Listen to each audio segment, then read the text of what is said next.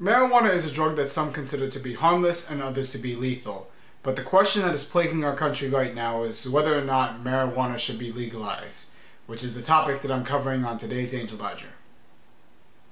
I've spent my life pushing myself to be the strongest, and now I learn there's a power level I'll never reach on my own. And I hate that. In today's episode, I'm joined by Roger Morgan, who is a member of Citizens Against Legalizing Marijuana. And my first question for you is, why is your organization against the legalization of marijuana? Let me tell you to begin with that my personal reason for being involved in drug prevention is the fact that I have two stepchildren that got addicted to marijuana and then meth 35 years ago. I've been involved for 20 years in drug prevention and I probably spent more time looking at research on marijuana than most people on earth. And the reason that I am opposed and my colleagues are opposed is because we know how dangerous this drug is. Particularly today, the potency of the marijuana has gone from like 1/2 to 2% 30 years ago to as high as 96% today in some forms as oil or extracts taken from marijuana. And the reason we're opposed to it is because of the harm that it's inflicting on young people particularly and society in general. So what are your organization's thoughts on marijuana being an addictive drug or a gateway drug? And can you provide some stats on that? Number one, it is historically just about everybody that has gone on to other drugs, once called hard drugs, and marijuana was called a soft drug. Historically, over 90% of the people that use hard drugs all started with marijuana. Some will tell you 100%. If you talk to anybody in the rehabilitation game or anybody that works with prisoners, they'll all tell you the same thing. They started with maybe alcohol and tobacco, and a friend gave them a little puff of marijuana. Today, from an addiction standpoint, 9% of adults are subject to addiction, and 1 out of 6 or 17% of adolescents that use marijuana on average become addicted. And if you look at people that use it continually, it's more like 50%. So it is a very addictive drug. Those that use it might argue otherwise, but the big difference about marijuana versus other drugs, including heroin, is marijuana is fat soluble. You want to compare it to alcohol. Alcohol is water soluble, consisting of one chemical that is excreted from the body within hours. Marijuana, being fat soluble, stays in the body. It attaches to every cell in the body, but particularly the brain and the sexual organs, which are fat loving, and it stays there for a month, and then compounds with each additional joint. So it's a toxin. Toxin means poison, basically, but if you have a toxin in your body for a month or in your brain that continues to compound, it's not good. So let me play devil's advocate for a minute. Alcohol. From what I gather, it is a drug that causes people to become more violent than marijuana, causes more deaths with car accidents, and you can be killed by consuming too much alcohol. And it makes me think, if marijuana is such a lethal drug, shouldn't we also make alcohol illegal as well? What are your thoughts on that? Number one, we're never going to get rid of alcohol. So to think that we could go back to prohibition days is not realistic, but The other thing about alcohol, if you want to compare it to marijuana, then you have to describe what potency and what amount of alcohol you're talking about. In moderation, alcohol, like 2 glasses of wine, can even be beneficial. And so most people that consume alcohol, I think like 60% of Americans, adults, do consume alcohol, but only like 10% of those use it to extremes. And I'm not defending alcohol or traffic deaths or violence. Obviously, it is a major factor in all of that. But you should not assume that marijuana is different. In fact, I think today more traffic deaths are associated with marijuana than alcohol.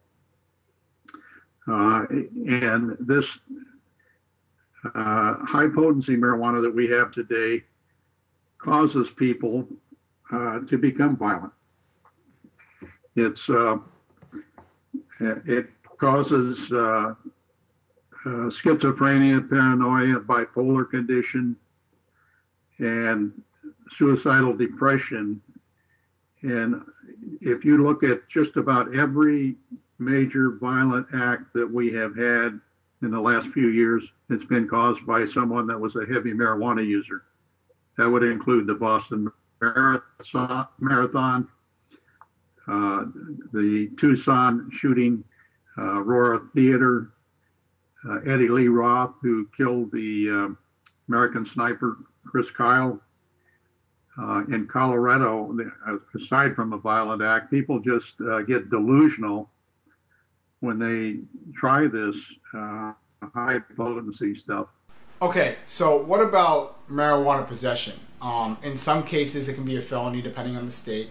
Let me just put an example out there. This isn't necessarily the law, but I just want to put this out there. In New York State, let's say you can carry 6 ounces of weed and it wouldn't be considered a felony, but in New Jersey it is. So a person walks around with 6 ounces of weed and goes to New Jersey and is caught there and is charged with a felony. Now they serve their time and they get out, but a felony on their record is going to make it hard for them to get a job, in which case the cycle of drug dealing continues. They're going to have to go back to selling drugs.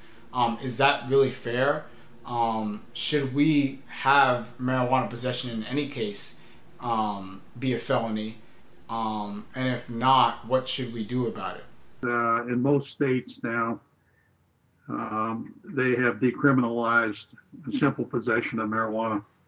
I would tell you nationally, in the federal prison system, only 1/3 of 1% of prisoners are there for simple possession. And normally they plea bargain down to call it simple possession. And on average, they had 115 pounds of marijuana in possession, which is not for personal use. Obviously, it's for dealing. I think that drug dealing is a felony, in my opinion. I'm a big proponent of rehabilitation and treatment. I would just tell you that anybody that thinks that's easy is wrong. The difference between being a drug addict and trying to get clean, it's better never to get there. We need to focus on prevention, but we need to try to rehabilitate people that are in prison. So if they get clean and get out, that they have a future. And it behooves us to do everything we can to see that they get one. Like for a long time, students, if they got caught smoking pot in high school, then they couldn't get a student loan.